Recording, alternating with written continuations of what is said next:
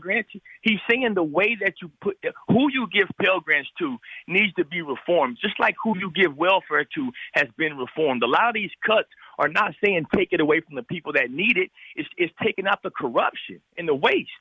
But here's the problem. The key for blacks to advance in this country is educational, bar none. So 100%. If we're going to talk about how we spend money, education is where we should spend money. And that's what he's doing. He's saving the colleges that need it. If he's pushing into the schools. What college did he save? You go into the black community and you see these public schools that are broken.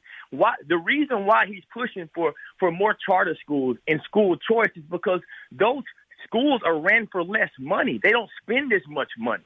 So to put tags and to start referencing when people make cuts without diving deep into the policies is just not fair. All right. Stay right there. We'll come back. More with Daryl Parks, Jack Brewer. When we get back on the other side, we'll check in with Kayleigh McEnany at the bottom of the half hour. We'll get to your calls also in the next half hour. All right, as we continue, Daryl Parks is with us. Jack Brewer is with us. All right, Jack, I want to go to Daryl first. So, Daryl, you have all these statistics I'm giving you. You got record low unemployment for African Americans, Hispanic Americans, African American youth unemployment, and 8 million new jobs. We have 8 million fewer people on food stamps. You have criminal justice reform. You have opportunity zones. And I can't get you to say a single thing that's pretty nice about Donald Trump and how his policies are working for all Americans. And nor do I hear you even really remotely critical of farmer Mini Mike Bloomberg and his comments on race. And I'm a little shocked. Well, you know what, Sean? I think I'm like every other American right now.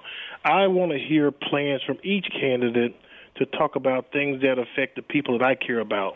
And so to the extent that even our current president, President Trump, I'm open to hearing what his plan would be. For example, when you take African-American males 20 to 24, they still have an issue with employment issues. So what are we going to do to address the issue with black males in that age group to give them better opportunities? So to the extent our president has an idea about dealing with that, I'm open to that. I'm open to whatever he plans to do to help historically black colleges in the future. By the way, he's done. Hold on. He's already done that too. He's helping historically black colleges in a big way. He's bailed them out big time. Jack Brewer. 100%. I mean, almost everything you just mentioned, Donald Trump is putting real policies in place for this. So a lot of people in the past have talked about these same things. I wrote an article for Fox News a couple months ago, and I said Donald Trump is passing the policies that Democrats have talked about for decades.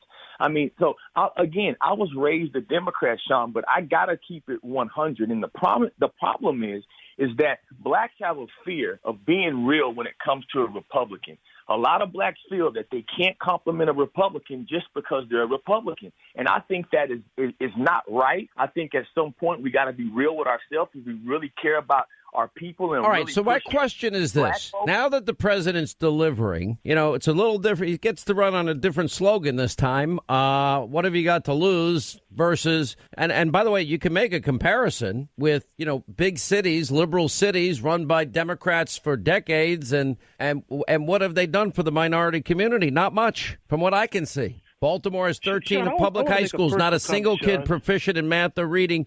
And look, the murders are still going on in Chicago. So the question is, with this dramatic increase in support for the president with African Americans, Hispanic Americans, Jack Brewer, does that translate into votes in 257 days? Yes, it will, because I think there's a lot of African Americans right now that are in the community. First off, Sean, a lot of people can talk about it, right? But there are some African Americans like myself who work tirelessly in the community. And there's no way that we can deny this. I'm more comfortable today talking about President Trump than when I voted for him in 2016. And a lot of my friends feel the same way because he's given us what we need to deliver and to actually go out and talk about. You see, no other Republican president has ever even gone into the black community, Sean. When President Trump sent me a tweet and said, "Thank you for your comments about my black agenda," I've never heard not even a Democratic president come out and openly say, "I have a black agenda for black Americans." Sean, that speaks volume, and people will come to the polls. I am just, Daryl, at some point, it's about, listen, the president ends his rallies. We're one glorious nation under God. We're one united American family. And now he's put America first.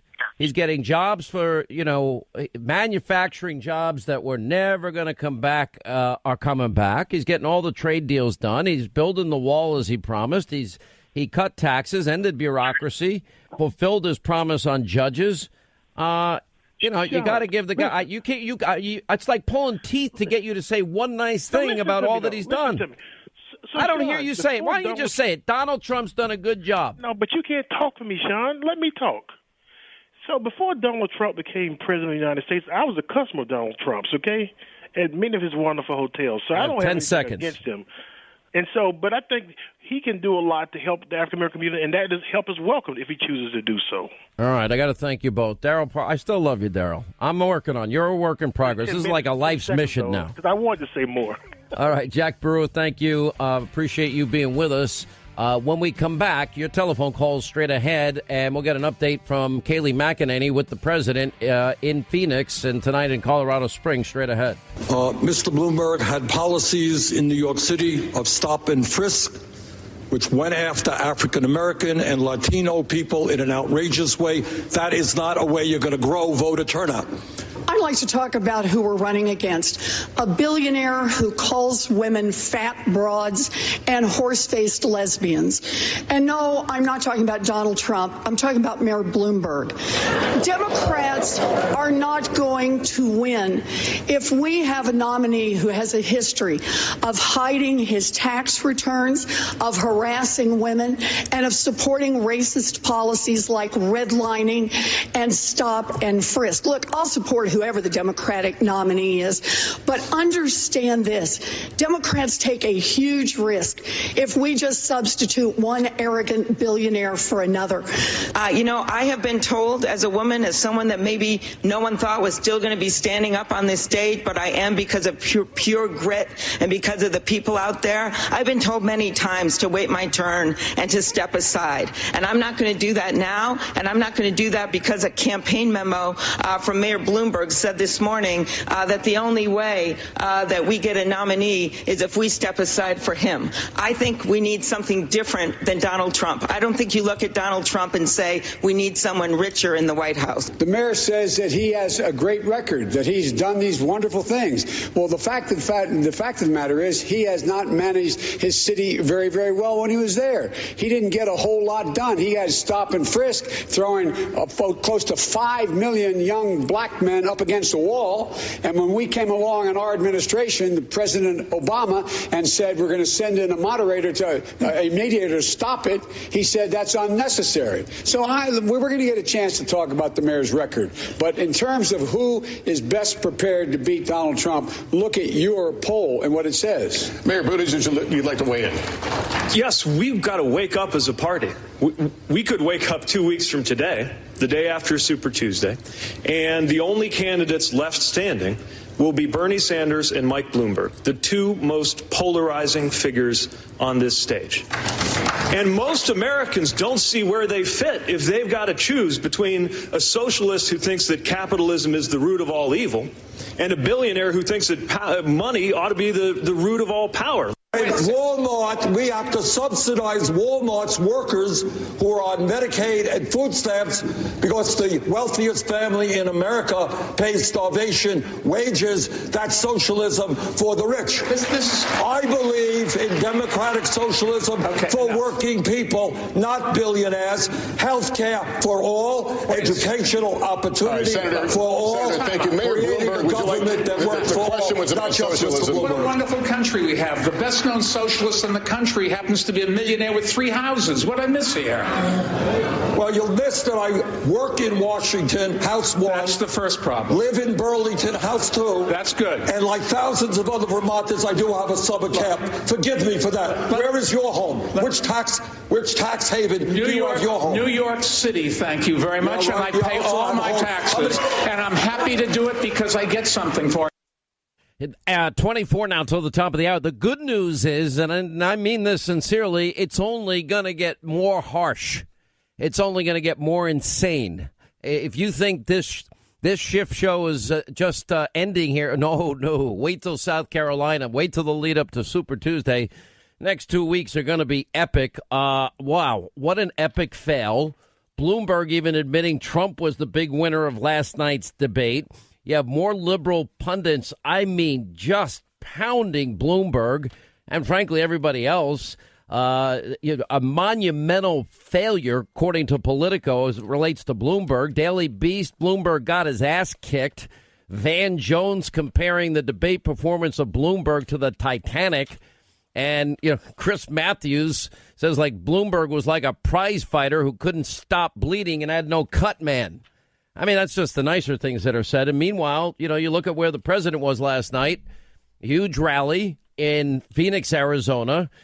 More good news today that in terms of the country being headed in the right direction, the American people's confidence in the nation is headed in the right direction. Rasmussen now finding 46% of the public believes we're headed in the right directions, jumping 4 points from last week. That's only one small part of it. Chris Matthews even predicting the possibility of a 49-state Trump landslide. Don't believe that. Always act as if you're down. We have 64% of small business owners approving the way Donald Trump is handling his job as president. Not bad numbers for Donald Trump in any way. You saw what happened with this veteran being carried to his seat last night. That was pretty heartwarming. The president sticking up for farmers. That was pretty amazing. Real Clear Politics average, the president's highest number since his inauguration. And the president, again, offering farmers water. For her take, we have National Press Secretary for the Trump 2020 campaign, Kayleigh McEnany, is with us. Well, you were at the rally, I assume, right, last night? Oh, I was, and it was something to behold, Sean. While the Democrats were having their full-scale meltdown over at the debate, we had 21,000 people waiting outside in Phoenix, Arizona, 21,000. And, Sean, the biggest takeaway last night, it's striking, and we see this at a lot of rallies, but particularly last night, 26% of those who registered did not vote in 2016. A quarter of the people attending, registering, did not vote in 2016. It's a huge deal. Something's happening, and the left just doesn't see it coming. Well, I see all of that, but I'm Irish. I can't help it. I always think the next bomb's about to be dropped on our head about something. I watch all of this, and I see the chaos. And here's the one reality that we've got to always remember, Kayleigh, and that is that if you're a Republican and you want to win the presidency, just to win, you have to thread a needle, and that's North Carolina, Florida, Ohio. Then you got to pick off Pennsylvania, Wisconsin, Michigan, maybe Minnesota's in play this time. It was pretty close last time. Then I would say Arizona must win. Nevada certainly could be in play, I think, this time. I believe New Mexico could be in play. I believe New Hampshire could be in play, and maybe I'm missing a few. Yeah, exactly. Those are all in play. Look, we've been to Minnesota, we've been to New Hampshire, we've been to New Mexico. Our data takes us there because we know those are winnable. Sean, just anecdotally, the kind of stories you hear, a woman who shows up and says, my son was shut out of manufacturing, but now at 22, he's got a manufacturing job, and not only that, he's bought a home.